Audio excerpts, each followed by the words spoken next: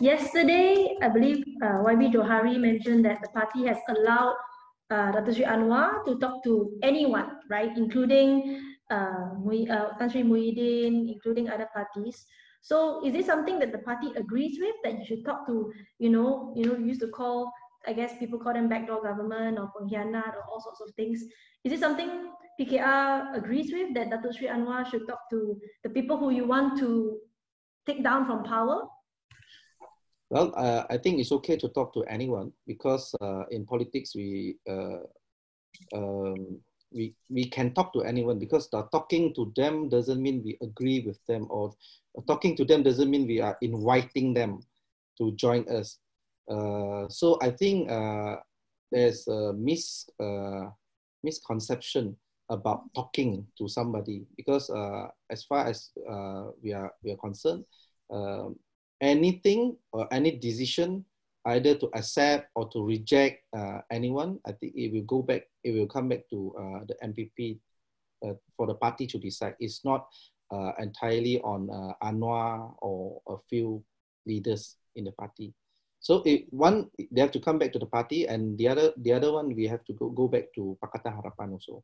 In your knowledge, who has Dato' Sri Anwar approached from PN? Well, I'm not very sure, but according to news report, he has spoken to Muhyiddin. But I think that is a common knowledge, because it's quite open. That was in April. And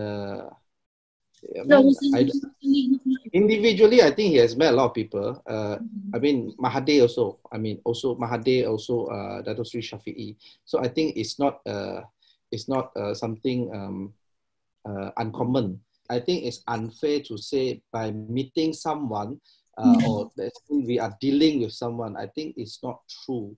They are in power. So they are either they are prime minister, they are minister. We politicians, especially when during a parliament session, we see each other very often. And I don't think we should interpret meeting as dealing, you see. So at this time, right, at this particular political climate, meeting people has a lot of meanings, right? So when Dato' Sri Anwar goes to meet someone like Tan Sri Muhyiddin at this time, when it's about game of numbers, what does that say to your allies? I need to make it clear, Dato' Sri Anwar did not meet Tan Sri Muhyiddin at this point of time. So that I only knew one occasion, that was in April, and already reported in news. So to say he met Muhyiddin recently, that one, I don't know.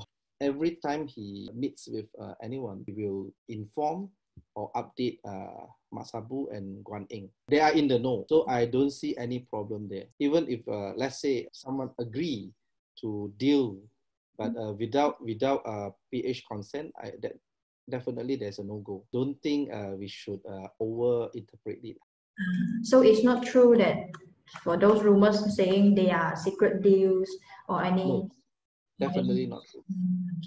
What about Dato' Sri Anwar's, reported trip to Sarawak to meet leaders there? Were the coalition partners in Harapan also aware of that? I'm not sure about coalition partners about this Sarawak trip, but he has briefed us in the party. He told us he went to Sarawak. He didn't tell us. Who did he meet. He didn't tell us what was discussed. He didn't tell us what was the progress.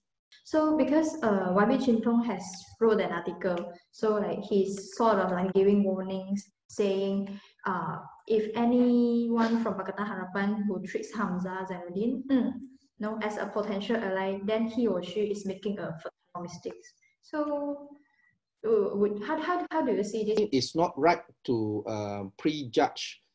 It's just he is making a presumption that we are dealing with Hamzah. But as far as I'm concerned, we are not dealing with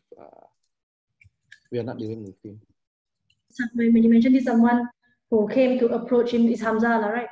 He's one of them, but there are others.